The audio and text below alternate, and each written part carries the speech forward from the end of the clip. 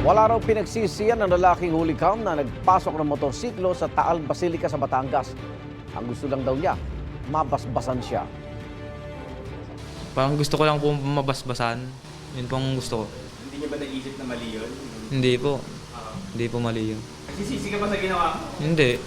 Depende nila sa kanila kung masamang tingin nila sa akin. Dahil gusto ko mabago ang buhay ko. Bukod sa pagpasok ng motorsiklo, umupo pa ang lalaki sa pwesto ng pari sa altar, pumalakpak at nagtaas pa ng paa. At sa pulisya, dinala ang lalaki sa presinto ng ilang concerned citizen. Mami daw ang suspect na gumagamit siya ng marijuana na nabibili online. Maharap ang suspect sa reklamong paglabag sa Article 133 ng Revised Penal Code o offending the religious feelings.